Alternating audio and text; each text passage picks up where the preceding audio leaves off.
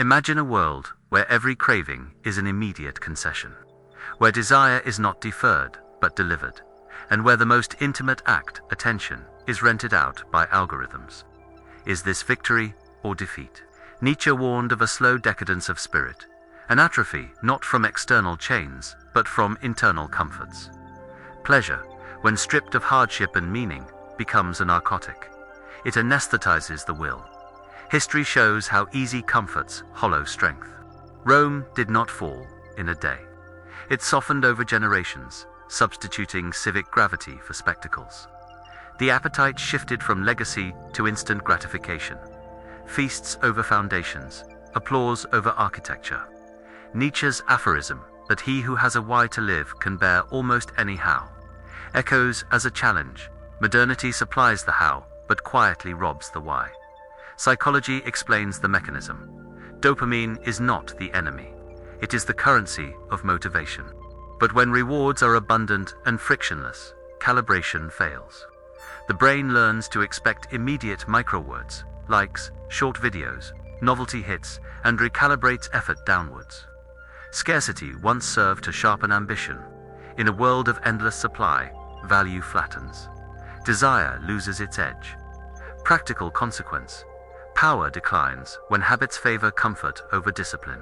Dominance, as a social strategy, depends on sustained investment, deliberate practice, delayed returns, strategic risk. A man who trains his attention like a muscle, who tolerates boredom and resists the constant lure of novelty, cultivates scarcity, the most potent attractor. Scarcity creates gravity, abundance dissolves it. Look at seduction as tactical theater. Historically, the most compelling figures were not those who fulfilled every whim of their followers, but those who withheld. Machiavelli's counsel, "Be feared more than loved when necessary," is not about cruelty, but about measured reserve. Control is a function of limits. Give everything away, and you become dispensable. A concrete strategy: reintroduce friction. Redefine small, repeated sacrifices as sovereignty exercises. Set constraints on content consumption. Design intervals of deliberate silence, and ritualize disciplined boredom.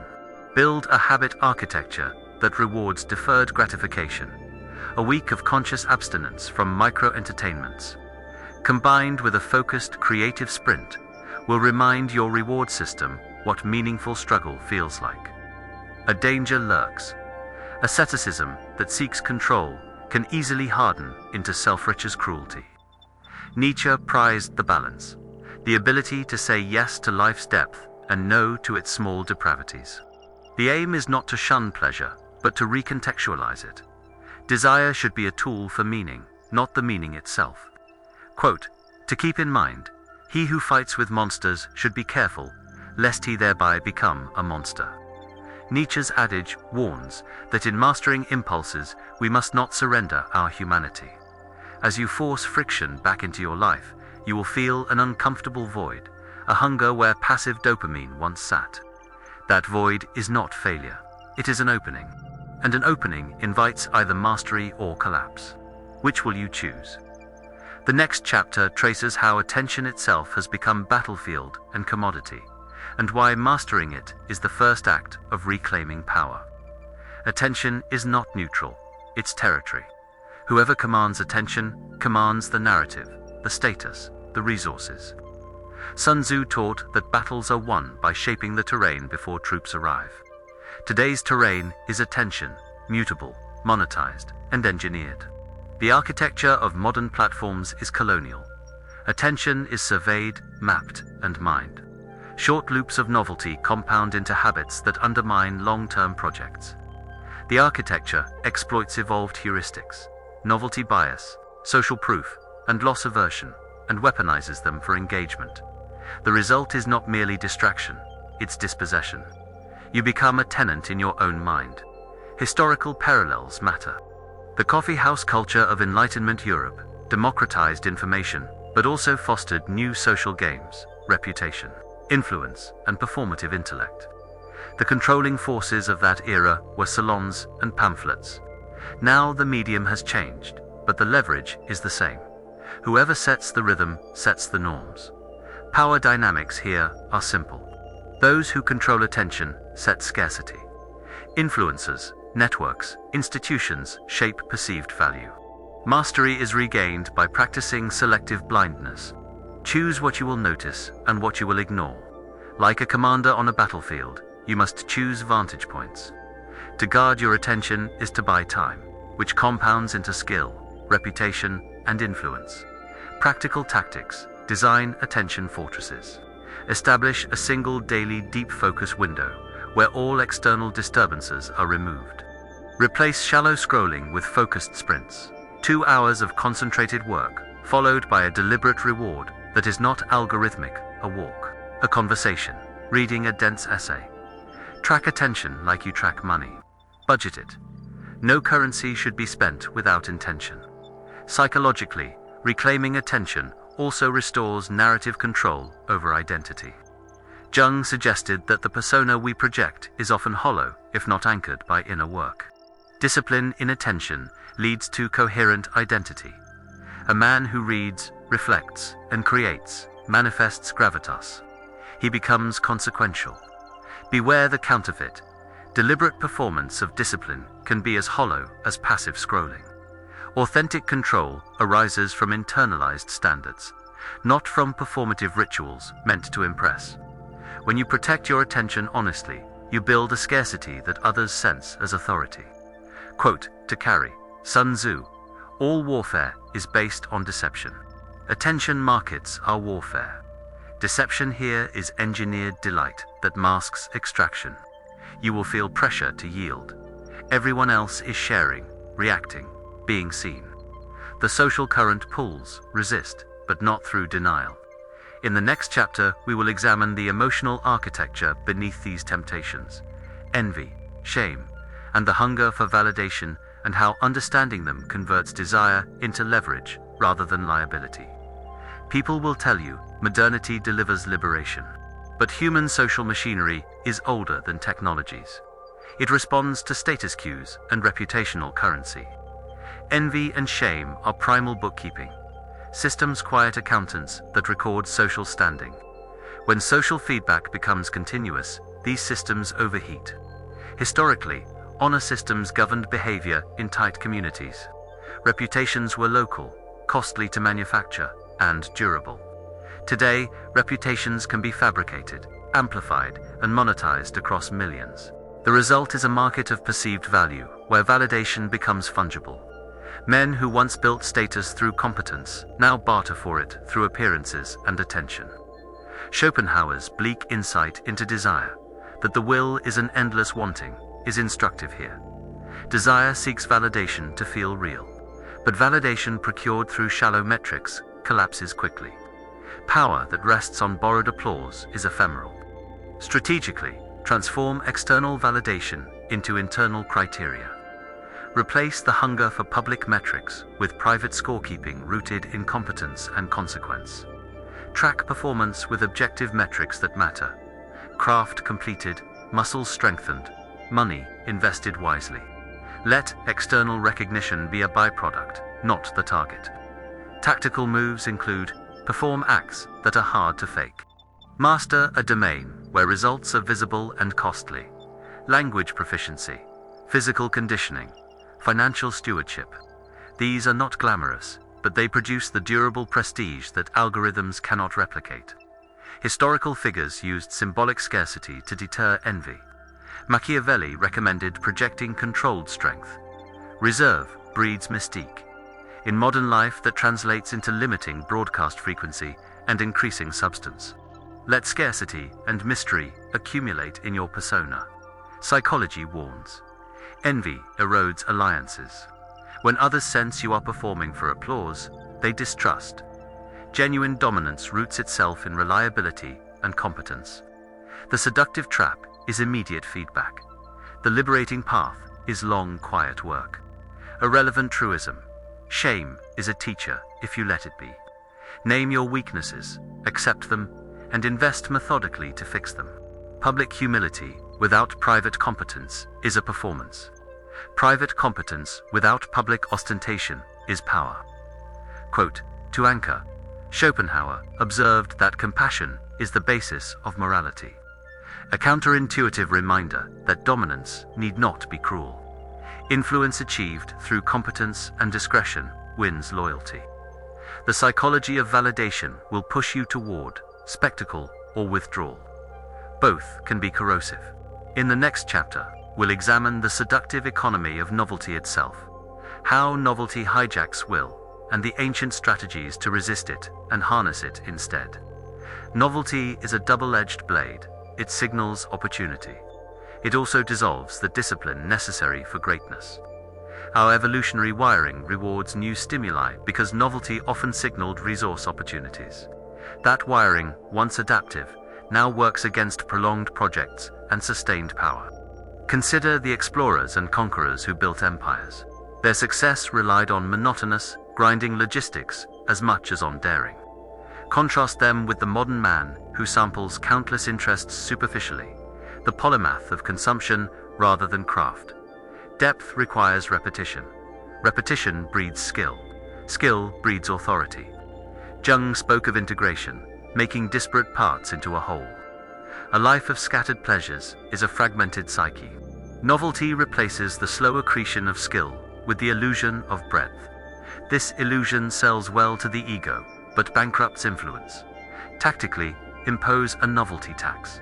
Limit new commitments and treat them as investments requiring due diligence, a 3-month probation, measurable goals, and evidence of compounding value before you commit further attention. Replace random novelty with controlled experiments, short, intense trials with explicit learning goals. Seduction strategies benefit from novelty sparingly. In relationships, consistent predictability builds trust. Calibrated novelty rekindles desire. A man who alternates between dependable competence and rare, meaningful surprise holds a powerful edge. The opposite endless, shallow novelty exhausts both parties. Historical leaders used rhythm to command loyalty. Rituals, ceremonies, and repeated gestures created social gravity. Modern life's eradication of ritual strips ceremonies of their power. Reintroduce ritual into your life. Deliberate routines for morning, work, and evening that reduce novelty's ability to distract. Quote, to remember Jung, your vision will become clear only when you look into your own heart. The directive is to seek depth rather than constant newness. Novelty is seductive because it promises immediate change. Yet the transformative power lies in iterative refinement. The next chapter examines how discipline is not merely resistance, but a creative tactic. The strategic use of constraint to craft desire, influence, and legacy. Constraint appears impoverishing, but in truth it is catalytic. Where abundance produces flaccid desire, constraint carves definition.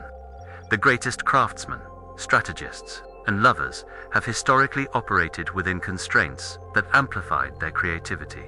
Michelangelo's limited marble blocks produced David Limit's force, selection, refinement, and excellence. From a power perspective, discipline signals competence. People trust those who demonstrate reliable boundaries because boundaries protect group expectations. In seduction, restraint fuels longing. In leadership, commitment to standards compels followership. Nietzsche's critique of contemporary decadence conceives ascetic ideals as transformative when harnessed properly. Asceticism without aim is vanity. The disciplined life requires an end, a creative or moral telos that justifies the hardship. Practical architecture. Adopt weekly constraints that amplify output. Examples: a day without social media, 3 monthly deep work weekends, and constraints on spending that force prioritization. For seduction and social influence, adopt rules of engagement. Respond to messages deliberately. Craft scarcity in availability, and elevate presence when present. Power strategy also uses visible constraints as signaling devices. A leader who enforces standards in private routines demonstrates the same resolve in public decisions. That alignment between personal and public constraint builds trust and fear, the twin pillars of influence. Quote, to deploy, Machiavelli advised rulers to seem virtuous while being pragmatic in action. The lesson: appearance without internal discipline is deception. True constraint is not theater. It is internal enforcement. Resistance will arise. Constraint feels like loss at first, but loss reframed as selection yields a higher order asset, time. Time compounded with disciplined practice equals expertise, and expertise attracts real, expensive forms of validation, freedom, influence, and legacy. You will feel both empowered and isolated by these choices. The next chapter will track how charisma and dominance are actually emergent properties of internal structure, not mere surface charm, and how to cultivate them without cynicism. Charisma is not vanity, dressed in confidence. It is visible integration. An integrated person projects coherence. Voice, posture, choice, and narrative all align. People sense when someone is anchored by an inner architecture. That anchoring produces magnetism. Look to historical icons. Caesar did not command merely by speech, but by the disciplined cadence of action. Churchill's authority fused sobriety and audacity. Charisma is often a product of the long arc of disciplined decisions, not spontaneous flair. Psychology shows that humans respond more to coherence than to ostentation. A man who knows what he stands for and shows consistent behavior in pursuit of it draws trust and obedience. Seduction, in this sense, is a byproduct of authority. People desire the kind of life you model. Practical cultivation involves three axes. First, narrative. Frame your life with a story of purpose that withstands scrutiny. Second, competence. Build domain mastery where results cannot be easily faked. Third, ritualized presence. Cultivate micro-habits that increase alertness, posture, breath, eye contact, and voice control.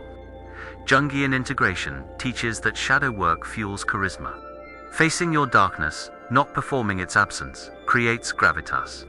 People respect those who have known pain and returned with purpose. That truth is unsettling.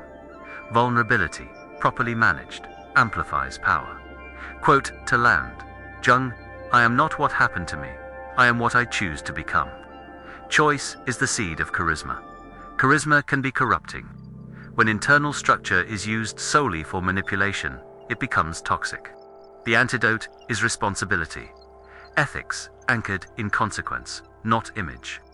The next chapter explores how power decays when ethics are ignored, and how legacy differs from mere influence.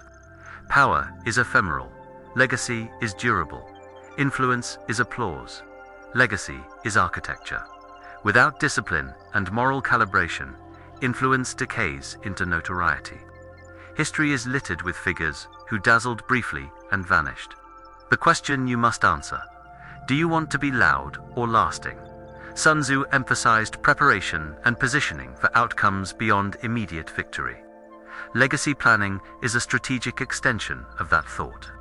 Invest in structures that outlast you. Knowledge, institutions, apprentices, and habits embedded in others. Practical roadmap. Create a legacy ledger. Catalog the competencies and artifacts, work, systems, relationships that can persist.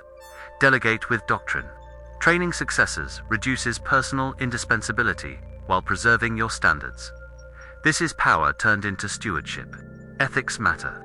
Nietzsche consoled the exceptional to rise beyond mere morality, but he also warned against losing connection with human consequence. Power without care produces hollow monuments. Legacy requires facing trade-offs. Short-term pleasures sacrificed for long-term value. Quote to consider: Sun Tzu, victorious warriors win first and then go to war. Prepare thoroughly, act decisively, build for permanence. Legacy's challenge is loneliness. Building beyond the immediacy of approval forces you into austere choices. But solitude breeds clarity. The final chapter will bind the threads. How to craft a life that resists the tyranny of pleasure, reclaims attention, and transforms discipline into seductive, ethical power. The question becomes, are you willing to pay the price of permanence? Everything converges here. The modern man is assaulted by engineered pleasures, perpetual validation, and novelty that erodes depth. But power is still an attainable craft. It is built by attention budgets, by constraint as weapon, by slow accumulation of competence, and by ethical stewardship that turns influence into legacy. Start with an attention audit. Quantify where your time leaks. Apply a simple triage. What requires immediate attention? What contributes to your competence? And what is pure distraction? Eliminate the latter with ruthless clarity. Replace it with compound activities, learning, building, and physical cultivation. Design a ritual economy. Rituals conserve willpower and create habitual discipline. Morning rituals that structure the day, work rituals that protect deep focus, and evening rituals that cultivate reflection are not quaint, they are power infrastructure. These rituals also become seductive. Consistency is attractive because it promises reliability. Practice calibrated scarcity in social and romantic strategies. Availability should be meaningful. Presence should be undiluted. Seduction is not manipulation, but the art of making others value what you guard. In leadership, scarcity becomes standards, non-negotiables, that attract the right followers and repel the rest. Embody shadow integration. Confront your resentments, your illusions, and the patterns that sabotage long-term goals. Use journaled reflection and measured confrontation to convert shame into strategy. Vulnerability without competence invites exploitation. Vulnerability with competence invites loyalty. Endgame: turn influence into structures. Teach, build, and systematize. If you want legacy, scale your standards into institutions, apprentices, or artifacts. Let your disciplined life be the seed of something that outlives your fleeting pleasures. A closing philosophical note. Nietzsche sought not ascetic denial but the formation of higher types. Men who could say yes to life's depth. The ascetic pose without creativity is vanity. Applied restraint that produces creation is sublime. Final quote. Nietzsche, become who you are. This is not a sentimental call. It is a strategic mandate. Identify the work only you can do, then build the conditions day by day to complete it. For action, pick one habitual leak, attention, novelty, or validation, and apply a 30-day constraint program. Measure results, iterate, and scale. A final hook to leave the audience restless. Power reclaimed is not a trophy, it is a test. The world will conspire to seduce you back into ease. The real victory is staying dangerous, disciplined, scarce, and creative, long enough to outlast the pleasure that sought to contain you. Will you hold the line, or will you trade permanence for fleeting applause?